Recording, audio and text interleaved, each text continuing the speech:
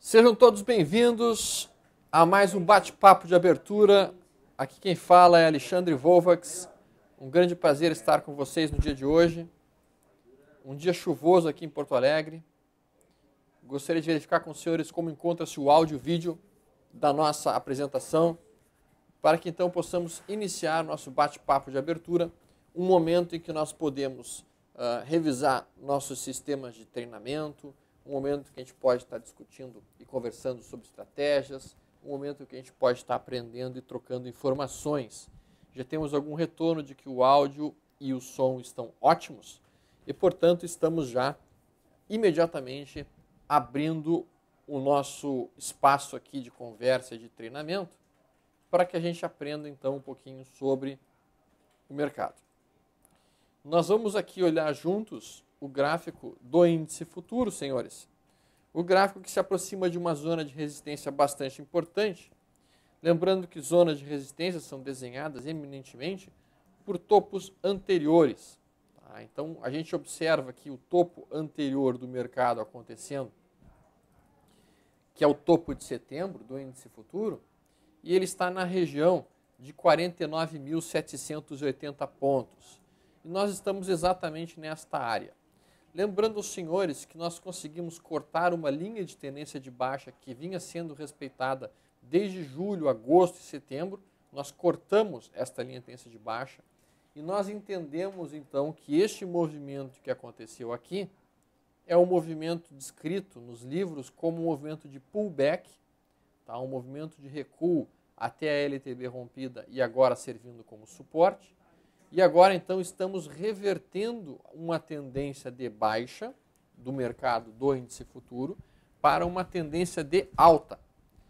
Esta ruptura da tendência de alta vai acontecer e ser sinalizada de forma mais efetiva nos critérios clássicos do Charles Down, quando nós ultrapassarmos 49.780 pontos, quando, então, começaremos a fazer uma sequência de topos e fundos ascendentes.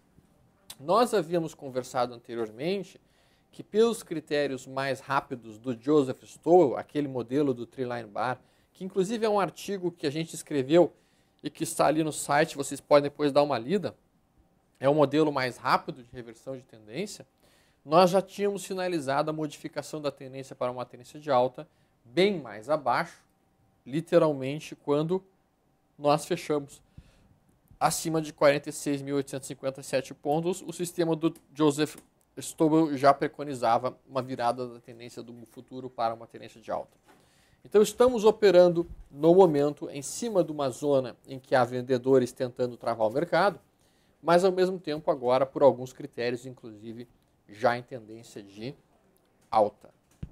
Se nós formos e conseguirmos romper 49.780, muitas pessoas têm perguntado para mim onde seriam possíveis outras áreas onde haveria uma certa pressão de venda e a gente automaticamente estabelece então a possibilidade de um duplo fundo, ou se vocês preferirem chamar isso aqui de um grande WV, um grande W, nós então entenderíamos que este W tem um eixo simétrico, este eixo simétrico levaria o mercado até perto de 52.130 pontos, e depois um recuo. Então, o eixo simétrico, pela simetria sanfonada do excelente professor Márcio Noronha, levaria este alvo para 52.130, depois recuaria para 49.780 e depois faria esse movimento que a gente está vendo aqui espelhado até essa região aqui. Isso seria a movimentação tecnicamente desenhada pela simetria sanfonada do Márcio Noronha, ok? Então, assim, estamos entendendo desta forma. Hoje deve ser um dia um pouco mais travado.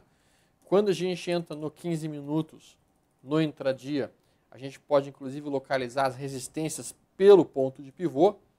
Resistências de intradia aqui e suporte de intradia de índice futuro encontram-se nas seguintes regiões. 49.780, anotem aí, é uma região de possível resistência. Próxima resistência, 50.030 pontos. Próxima resistência, 50.190 pontos. Na área de suporte, temos suporte mais sensível na região de 49.130 pontos e o principal suporte do dia localizado em 48 mil, na verdade 49 mil pontos. Tá? 48.990 pontos seria a região de suporte mais importante para o índice futuro no atual momento. Bom, estão algumas pessoas perguntando a respeito do dólar. O dólar segue um movimento de recuo.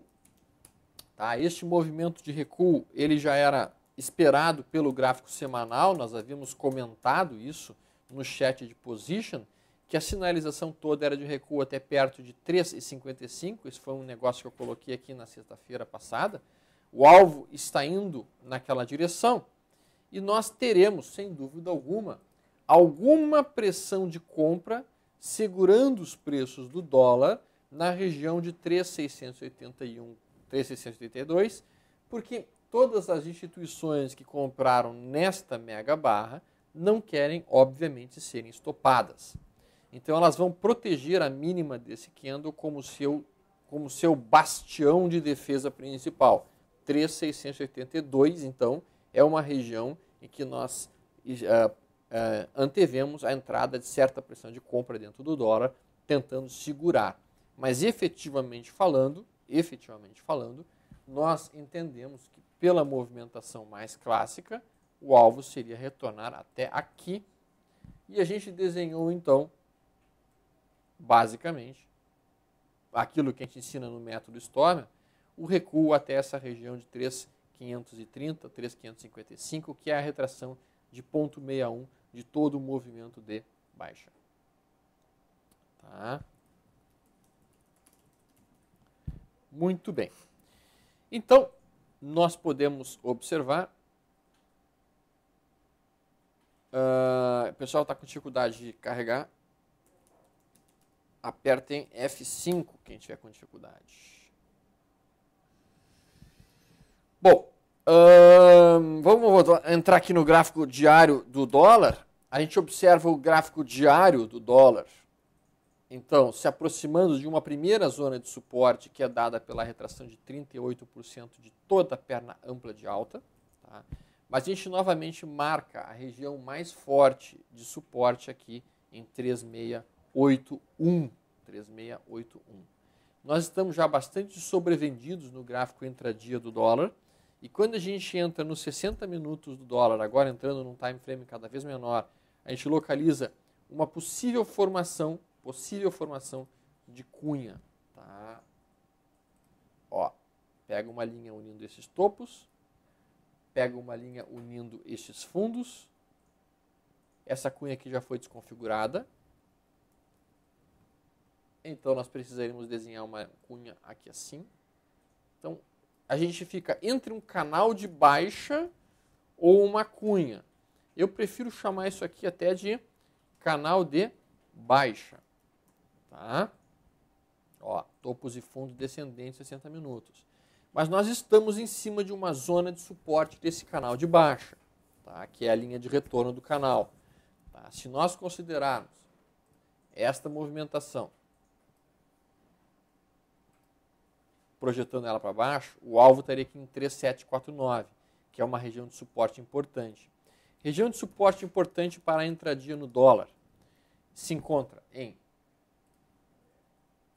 3.741, 3.708. Região de resistência mais importante para o dólar, 3.822, 3.841, 3.852. Tá? Muito bem. Do ponto de vista puramente de método Stormer, eu não tenho no momento absolutamente nenhuma estratégia para estar executando aqui. Seria muito ousado da minha parte pensar em fazer alguma compra para aproveitar esse movimento de repique, que seria o movimento mais esperado tecnicamente falando, mas arriscado e ousado e não recomendável. Eu não tenho modelos de entrada aqui nem na compra e nem na venda para o dólar nesse período de 60 minutos. Nos períodos mais curtos, eventualmente, até poderiam aparecer movimentos que eventualmente poderiam ser operados. Mas, tecnicamente falando, eles são cada vez mais complexos, mais difíceis e perigosos. Portanto, basicamente falando, nada a ser feito no dólar, pelo menos não no prazo de 60 minutos, nem tampouco no gráfico diário, dentro dos modelos que eu costumo estar operando. Tá? Em relação ao boi, BGX15, na verdade BGI FUT, o BGI FUT vem operando dentro de uma mudança de tendência. Ele saiu da sua tendência de alta, que ele vinha trabalhando, era uma tendência de alta sólida, estável. Então ele perdeu a linha de tendência de alta, que a gente conseguia desenhar aqui, ele conseguiu perdê-la nesse momento. E depois de perdê-la, ele volta a fazer um pullback dessa linha perdida. E agora, então, ele bate na região de 149,44. E aqui voltam a aparecer os vendedores que travaram o mercado aqui, que travaram o mercado aqui, que travaram o mercado aqui e que travaram o mercado aqui. Uma vez feito isso, tá, o mercado voltou a entrar a pressão de venda, empurrou o preço do boi para baixo e agora nós conseguimos nos aproximar de uma zona que os compradores defendem. Essa zona que foi defendida aqui, foi defendida aqui, foi defendida aqui e possivelmente, observem como eu estou mencionando, possivelmente poderá ser defendida na aproximação desta região aqui, 146,30. Essa é a zona em que os compradores se apresentaram nas últimas movimentações de mercado. Então, alguns players mais agressivos podem realmente estar considerando tomadas de posição nessa região com o stop logo abaixo de R$ 146. A dificuldade que existe aqui nesse tipo de modelo é que realmente existe um spread grande entre oferta de compra e oferta de venda no boi. Então aqui não é tão simples de ser trabalhado, é algo um tanto quanto mais ousado, digamos assim. Mas nós estamos realmente nos aproximando de uma zona de suporte, de pressão de compra, que eventualmente pode trazer alguns compradores para este ativo. Tá? Se a gente for olhar aqui basicamente, nós diríamos até que o desenho é de um triângulo invertido. Triângulo invertido. Olha que bonito. Bem bonito. Seria um triângulo ascendente invertido. Se nós perdermos aqui essa região, realmente estabelecemos um alvo muito importante de queda, basicamente essa amplitude inteira para baixo. O alvo seria lá em 146 reais pelo modelo do Thomas Bukowski. Então, tecnicamente falando, estamos próximos da zona de suporte. O risco de perder esse suporte e de acionar um setup, inclusive, de operação vendido lá para o alvo de 146, ele existe, ele está presente. Tá? Então, eu considero ousado qualquer tomada de posição no momento. Apesar do stop ser curto, eu considero perigoso porque existe um slippage, existe uma diferença muito grande entre a melhor oferta de compra e a melhor oferta de venda dentro do BGX15. Se a gente for olhar aqui, olha o book de ofertas. A gente tem comprador em 149,40 e temos vendedor em 149,70, ou seja, uma diferença de 30 centavos no book, é muito importante isso, e aí complica um pouco as operações. Tá? Em relação ao milho, senhores, nós temos o milho CCM FUT, tá? O milho futuro, no gráfico semanal, ele bateu numa região de resistência, ele conseguiu formar 3 semanas consecutivas de recuo, praticamente, com pressão de venda dominando, e quando a gente entra daí no diário, nós podemos e entendemos que o milho se aproxima de uma zona que os compradores começam a ficar mais interessados. Vejam, a gente tem aqui topo anterior rompido, a gente tem aqui fundo anterior e novamente aparecendo ali a possibilidade de compradores estarem pensando em tomar alguma posição. E por isso, então, e observando dessa maneira, consideramos ousado demais ficar vendido no milho. Tá? consideramos ousado demais ficar vendido no milho nessa situação. E, de fato, se players gostam de operar retângulos, poderiam inclusive estar pensando em tomar posições com stop mais curto. O stop ficaria abaixo de 33,62 e levaria então o alvo em 36,15 para aquelas pessoas que são mais agressivas.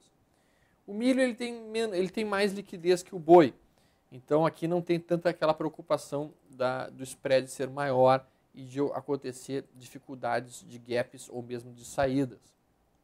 Tá? Então assim, o alvo aqui, o stop seria abaixo de 33,60 e o alvo seria praticamente 2,16 pontos para cima em 36,15. Se nós considerarmos que cada contrato de milho trabalha na faixa de a variação de um ponto seria uma variação de R$ 440, nós temos aqui um alvo de aproximadamente 2 pontos, seriam R$ 880 para buscar para um contrato, com um stop de, vamos botar aqui um stop de 40 pontos, 50 pontos, com um stop de R$ 220. Então aqui a estratégia seria basicamente esta desenhada para os senhores. Né? Muito bem. Visto então o dólar, visto o índice futuro, visto o boi e visto o milho, nós agora abrimos para as perguntas que os amigos tenham sobre os sistemas que a gente apresenta nos nossos treinamentos. Sobre o método Storm, sobre o método Leandro, sobre o método Busy e sobre aquilo que a gente comenta várias e várias vezes. Gostaria de verificar se existem dúvidas com vocês. Temos já uma pergunta do participante Yoda. Bom dia, Storm. Pode observar a BTW3, ela me assustou nos 15 minutos finais, pois fez uma barra elefante e fechou com menos 6 pontos. Pode olhar? BTW3. BTW3 no gráfico diário. Primeiro, vamos estabelecer qual é... O Yoda não comentou qual é o prazo em que ele está fazendo a operação dele. Tá? Mas se nós formos olhar aqui, basicamente, nós diríamos que a BTW3 tem duas possibilidades. Primeiro, ela opera dentro desse canal de alta aqui.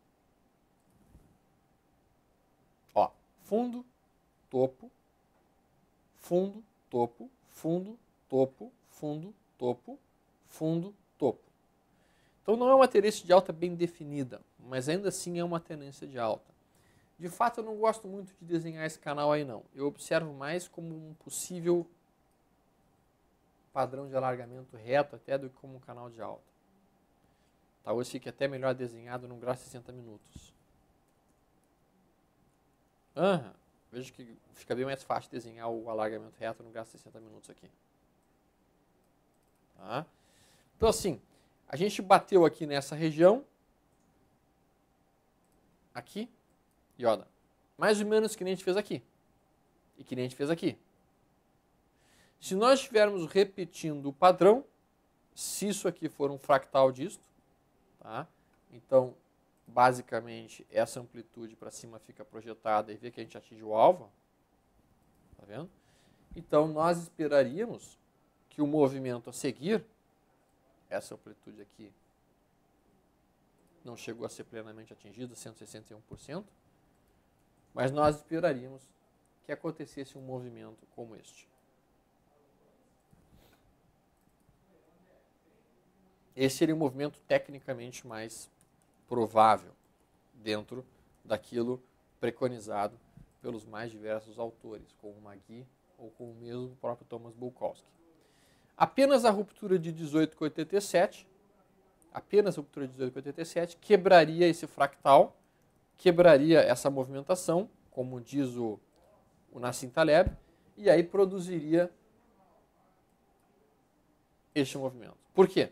Porque todo mundo que vendeu daqui para baixo, e aqui, e durante todo esse movimento, vai fechar a posição vendida, BTW3 vai estar revertendo completamente essa tendência de baixa de prazo mais longo, e estaria empurrando o papel para um alvo, o Bulkowski sempre projeta esse alvo para cima, em 23,70. Tá?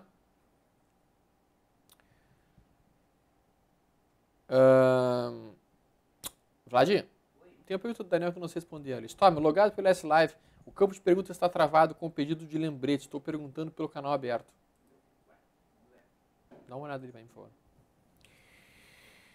Muito bem.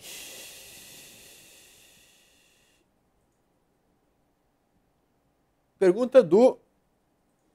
não se identificou ali. Bom dia, Storm. Poderia comentar a Rapt 4 no semanal? Hoje a gente não vai ter position comigo, pessoal. Hoje eu vou buscar minha filha na escola, então não poderia fazer o position. Tá? Mas a Rapt 4 no semanal vem numa tendência de baixa. Tá?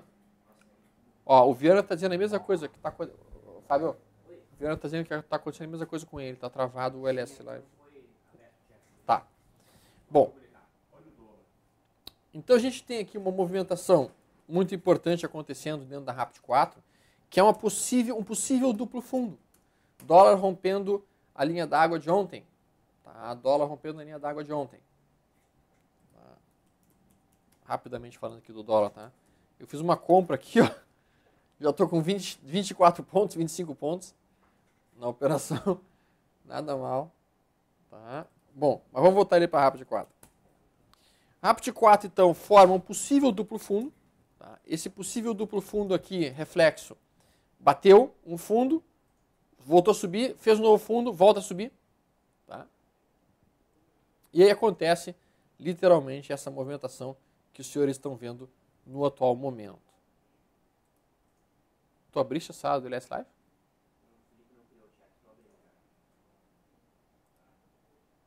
Acho que agora eu consegui, vamos ver. Vamos ver se agora vai.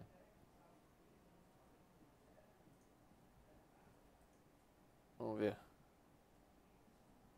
Vamos ver. Muito bem. Então assim, no gráfico diário, ele se encontra numa zona de resistência, que é o topo anterior. Aliás, como vários papéis do mercado, se a gente for olhar aqui a Vale 5, ó, também em cima de uma zona de resistência dada pelo topo anterior, formando um possível ombro, cabeça, ombro invertido. Tá? Então a gente vê a Vale 5 aqui formando um ombro, cabeça, ombro invertido. Ombro, cabeça, ombro de novo.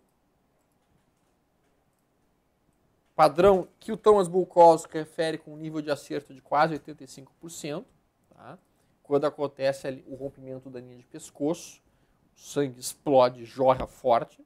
Tá? Então o rompimento de 16,39 serve de sinal de alerta para todos os vendidos que venderam aqui, venderam aqui, venderam aqui. Tá? Então realmente a gente tem aqui uma sinalização, no mínimo, importante de ser observada. Se a gente entender que a Vale já vem de uma forte movimentação de alta, a Vale valorizou-se 21% em 6 dias. Isso aqui, pessoal, não é um movimento qualquer, isso aqui é um movimento muito importante, 21% em 6 dias. Isso é uma paulada para cima. Tá? A mesma coisa acontecendo para a própria Petrobras, que se encontra em cima de uma zona de resistência. Nós podemos dizer que o mercado está cansado.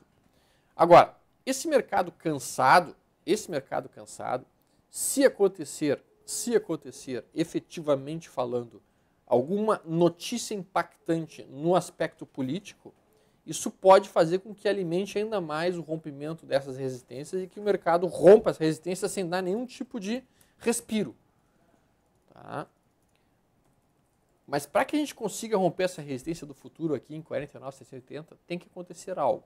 Se não acontecer nada nos próximos dias, o mais natural seria uma lateralização, quiçá talvez até algum tipo de recuo, algum tipo de realização de lucro dentro do mercado, para que então nós pudéssemos estar reunindo forças suficientes e romper a resistência. Em relação ao Banco do Brasil, o Banco do Brasil pode gerar uma venda? Algumas pessoas perguntaram recentemente para nós.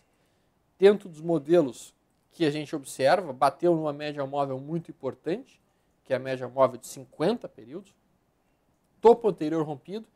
Essa movimentação aqui é uma movimentação que quebra a tendência de baixa, reverte a expectativa de tendência de baixa para uma tendência eventual de alta. Então os próximos recuos vão ser recuos dentro já de uma tendência de alta, na minha opinião. E encontrarão suportes na faixa de 16,86 e 16,39. Pessoal, aparentemente, a melhor fase do ano para se estar dentro das ações, que usualmente vai de outubro até maio, estatisticamente falando, já iniciou. Tá? Já iniciou. E, portanto, muita cautela nas operações de venda. Deixa eu repetir essa frase. Muita cautela nas operações de venda. Um bom trader tem que identificar qual é a ponta que ele tem que estar atuando de maneira mais agressiva. Se é o momento de operar mais short ou se é o momento de operar mais long. E agora é um momento para evitar operações shorts. Essas operações estão ousadas, perigosas e, portanto, não válidas para aqueles traders mais prudentes e mais cautelosos. Pergunta do Leandro. Stormer, estive assistindo seu vídeo do setup 10 minutos para a glória, utilizando 10 minutos no índice, com curva de ganho maravilhosa no backtest. Operando no real, descontando a corretagem, aquela curva, ela é verdadeira? Leandro, quando a gente fala de mini índice, a nossa preocupação com a corretagem, ela diminui bastante. A gente sabe que há uma diminuição muito importante nos custos de corretagem quando tu trabalha com mini índice, diferentemente de quando tu está trabalhando com ações. Ações realmente produzem um nível de corretagem maior, mais pesado e que realmente impactam na curva de desempenho de um determinado sistema operacional. Mas realmente falando, o 10 minutos para a glória consegue um resultado bastante interessante no mini índice, justamente pelo aspecto de que ele é um sistema de volatilidade e o mini índice eminentemente é um mercado de volatilidade. Tá? A gente consegue aqui, rapidamente falando aqui, esse modelo aqui foi desenvolvido pelo pessoal da Meta Robôs, calcado em uma das táticas que eu utilizo de day trade e que se chama 10 minutos para a glória. Então, eu sei que tu já sabe disso, Leandro, mas tem pessoas que eventualmente não conhecem o modelo. Tá?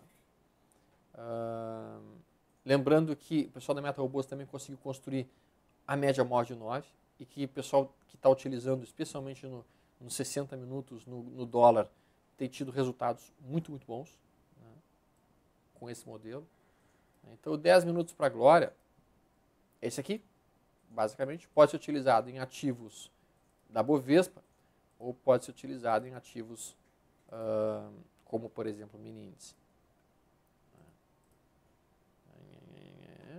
Tá.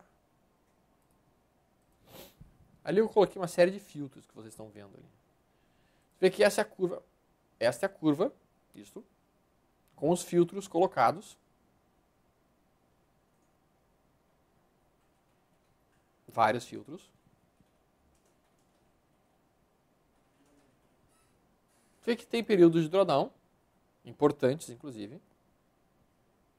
Aqui o sistema não está ajustado. Eu estou trabalhando aqui basicamente com... não, mas eu não quero colocar o financeiro, vamos colocar com lotes, para ter uma ideia de lotes. Né? Vamos trabalhar com 2 lotes. Vamos aumentar posições em mais 2 no máximo. Stop na amplitude da barra 2.9, 1.3, fecha day trade. Vamos deixar sem nenhum filtro.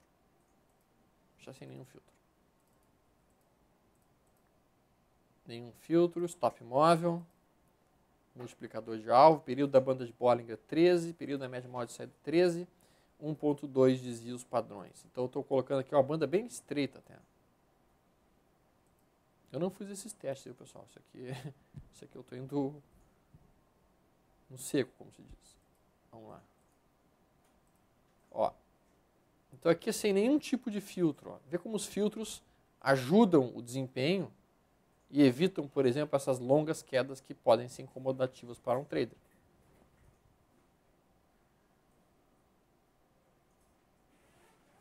Mas você vê que o sistema, apesar das quedas maiores, persiste tendo um viés ganhador.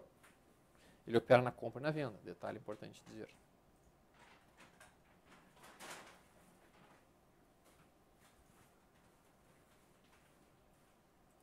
Eu estou com toda a história, desculpe. Deixa eu pegar só o último ano, senão vai demorar muito tempo.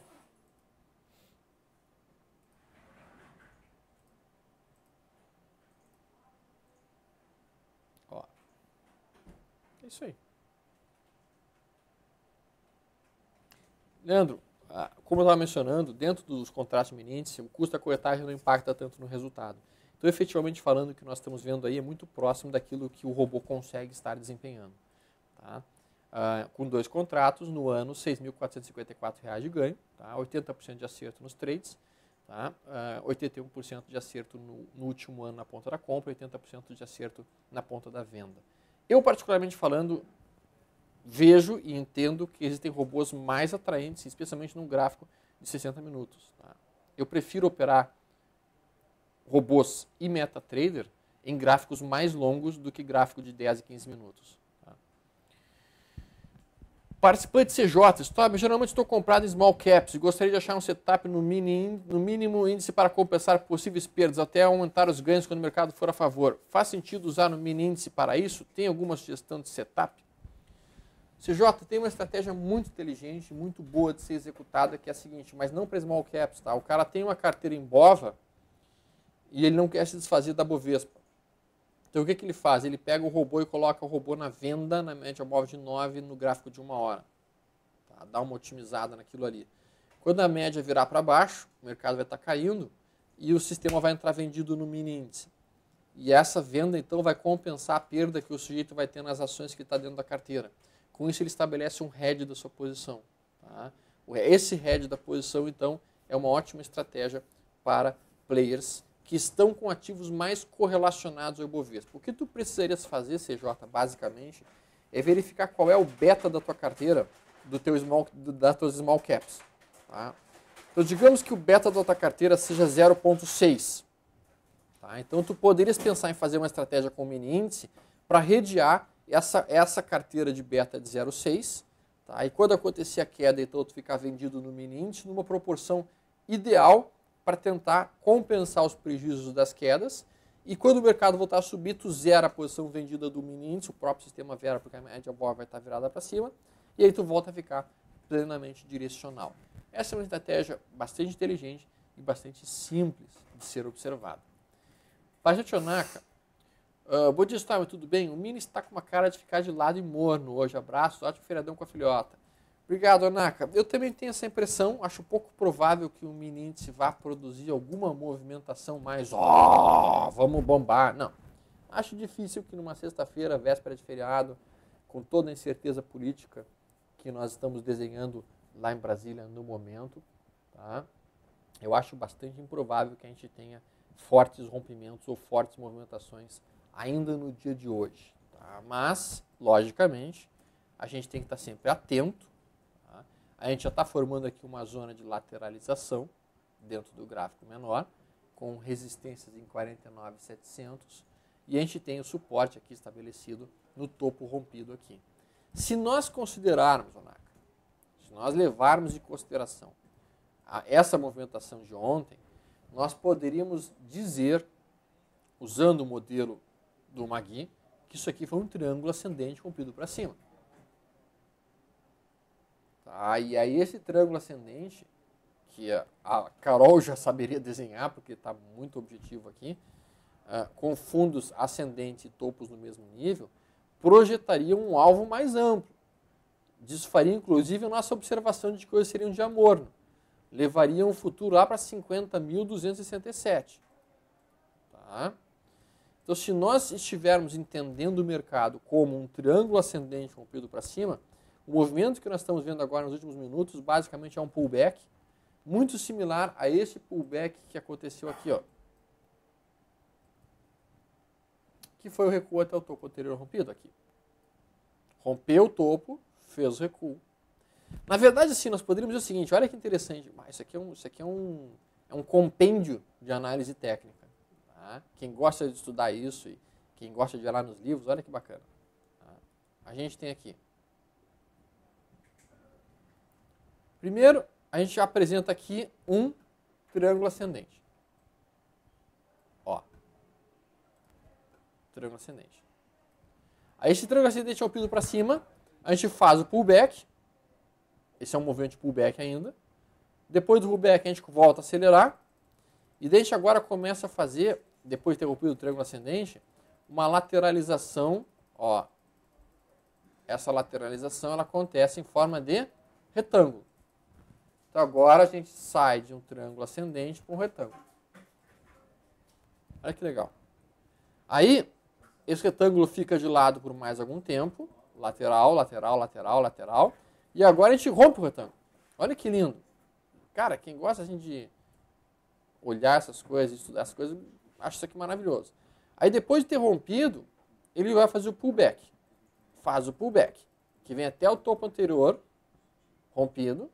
E agora ele sai do retângulo e forma um triângulo ascendente de novo. E aí rompe o triângulo ascendente. Uau! Agora, rompe em gap. Faz o pullback. E agora, então, nós estamos numa fase de pullback do topo anterior rompido. Mas eu ainda tenho a mesma sensação que o Naka, que hoje nós teríamos um dia basicamente lateral, mais morno do que qualquer outra coisa. Tá? Participante Jones Barros, Storm, você tem possibilidade de negócio de FR2 SUSB 5? Sim, o papel está dando sinalização, SUSB 5 e FR2, né, dentro do método Storm, sim.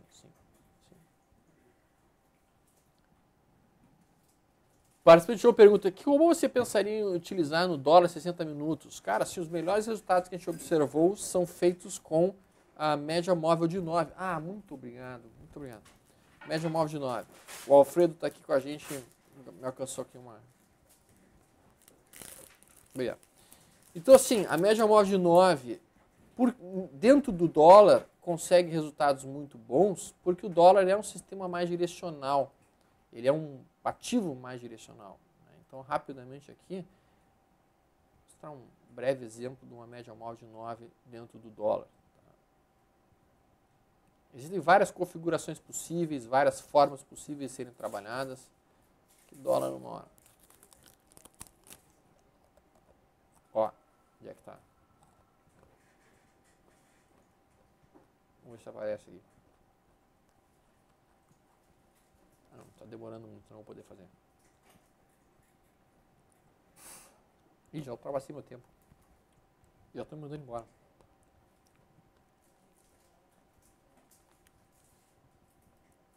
Travou. Não vai dar, pessoal. Travou. Estou com 15 coisas abertas no meu computador, travou tudo. Pessoal, então, eu espero que vocês tenham uma ótima sexta-feira aqui. O tempo está muito feio, muito chuvoso. Porto Alegre está infernalmente úmida. Que vocês tenham um excelente final de semana e vocês possam aproveitar o feriado de vocês nessa segunda-feira. Não teremos chat positivo comigo hoje. Vlad, tu consegue fazer hoje ou não? Então o Vlad vai me substituir à altura, falando sobre as operações de gráfico semanal. E eu retorno com vocês, então, se Deus quiser, na semana que vem. Acho que agora eu consegui. Vamos ver. Agora vai dar. Vamos ver. Essa é a média móvel de 9, gráfico de 1 hora no dólar no último ano. Olha que lindo. Tem vários alunos que têm referido, que têm utilizando esse robô aí e que estão indo bem. Olha que lindo. 2 contratos.